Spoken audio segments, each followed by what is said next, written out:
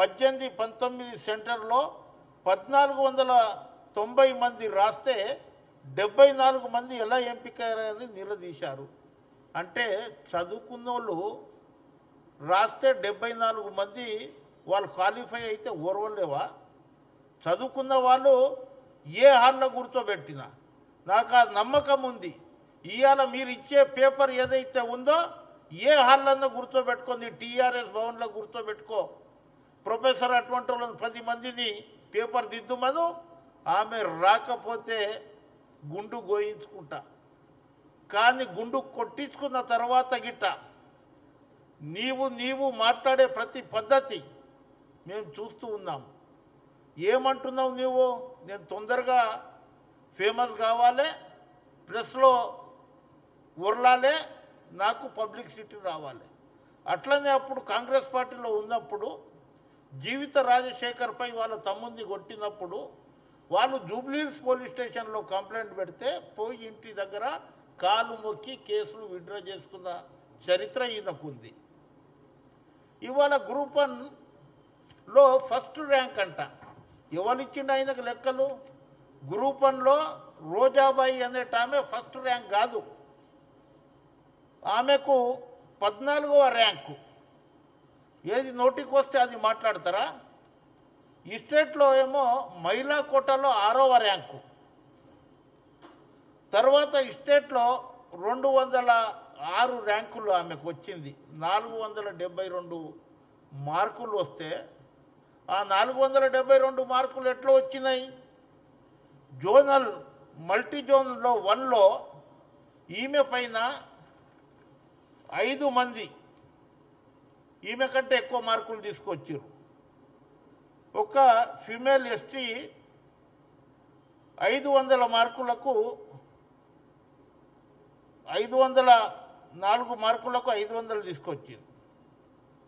490 మార్కులు మేలీలు, 4 మేలు 490, 489, 484, 484.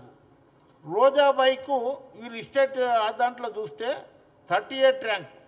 ఏది ఎస్టీ విద్యార్థినికి 38 ర్యాంక్. సెకండ్ ర్యాంక్ జోనల్ 1లో 80వ ర్యాంక్. తర్వాత 89, 116, 117, 206 రోజాబాయికి. ఈమెకు వచ్చిన మార్కులు 472. ఎక్కడ స్టేట్ ఫస్ట్లో వచ్చింది? ఎవరు ఇచ్చిర్రు నీకు ఈ డాటా? అంటే విషం కక్కుతున్నావు నువ్వు. ఇవాళ నాకు బాధ ఏడనిపించిందంటే తెలంగాణ భవన్లో ప్రతి ఇటుక కడుగు, ప్రతి గోడ కడుగు, లేకుంటే కేసీఆర్ కుటుంబానికి అడుగు. కేటీఆర్ అయితే 2005లో వచ్చిండు, కానీ హరీష్ రావు మొదటి నుంచి ఉన్నాడు. ఆడ ఆ పార్టీ ఆఫీస్లో నా పైన, అంటే ఒక ఉద్యమకారుని పైన సమైక్య రాష్ట్రంతో సంబంధాలు పెట్టుకొని మొన్నటి వరకు టికెట్ దగ్గర తిరిగి ఇవాళ అక్కడికించి ప్రెస్ మీట్ పెట్టిరంటే అక్కడ ప్రెస్ మీట్ ఎవరు పెట్టడానికి వీలు లేదు. అక్కడికించి ఆదేశాలు రావాలి. కేసీఆరో కేటీఆరో హరీష్ రావు ఆదేశాలు ఇస్తే అక్కడ ఎమ్మెల్యే ప్రెస్ మీట్ పెట్టాలి. కానీ ఇవాళ నేను హరీష్ రావుకి, కేసీఆర్కి, కేటీఆర్కి ఉత్తరం రాస్తా. ఈ దానికి తక్షణమే క్షమాపణ చెప్పమను.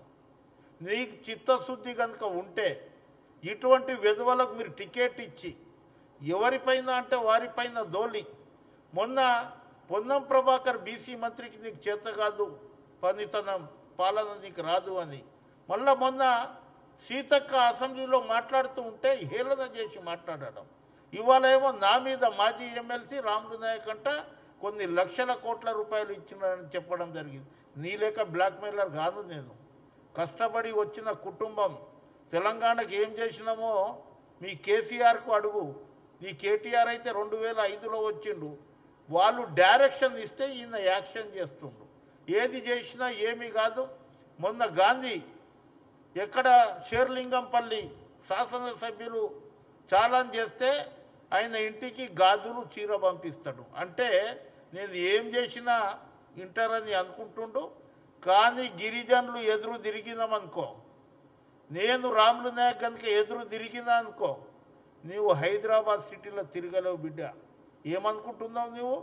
నీ ఇష్టం వచ్చినట్లు మాట్లాడుకొని గిరిజనులను, బీసీలను, మైనారిటీ పిల్లలు వాళ్ళు రావద్దా? Group 1 pass కావద్దా? 40 మంది అగ్రవర్ణాల వారు అయినరు. మేమేం అనలే కదా, చదువుకున్న వాళ్ళు పాపం ఆ హాల్లో రాసిర్రు. రాసినందుకు వాళ్ళకు వచ్చిందని అప్రిషియేట్ చేస్తున్నాం మేము. కానీ ఇవాళ ఒక గ్రూప్ 1 ఎవరు చెప్పిర్రు నీకు? ఎక్కడికించి డేటా తీసినావు? ఇవాళ నేను ఎందుకు అంటున్నాను నీకు ఇది? ఆమె 10థ్లోనే నేను అన్నా కదా, 10థ్లోనే 600 మార్కులకు 567 మార్కులు.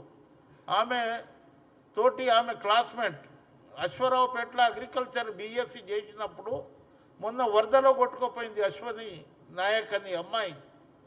ఆ అశ్వని నాయక్ అమ్మాయి ఈ రోజాబాయి ఇద్దరు క్లాస్మేట్లు అయితే ఆమె అక్కడనే ఉండి అక్కడ అశ్వరావుపేటలో చదివింది. అక్కడికించి ఈమె ట్రాన్స్ఫర్ చేసి మ్యారేజ్ అయినందుకు ఒక చిన్న బాబు పుట్టిండు, మాకు ఒక బాబు ఉన్నాడనే ఉద్దేశంతో ఇక్కడ హైదరాబాద్ ట్రాన్స్ఫర్ చేసుకొని 5 సంవత్సరాల పిల్లలను 5 నెలల పిల్లలను ఒడిలో వేసుకొని ఆమె ఎప్పుడు చదువుతుంది, ఎప్పుడు వండుకుంటుంది, ఎప్పుడు అన్నం తింటుందో తెలియదు. అక్కడ ఏదైతే బాలలత ఐఎస్ అకాడమీ కోచింగ్ ఉంది కదా, అక్కడ పోయి ఆమెకు అడగండి ఈ స్టూడెంట్ మంచి చదువుతుందా లేదా అనేది మీరు అడగండి. కానీ నోటికి వచ్చినట్లు నేను ఇవాళ రేపు టీఎస్పీఎస్ చైర్మన్ ఏదైతే మన కమిషన్ చైర్మన్ ఉన్నాడో ఆ చైర్మన్కి ఒక కంప్లైంట్ ఇచ్చి అతనిపై చర్య తీసుకోమంటారు లీగల్గా.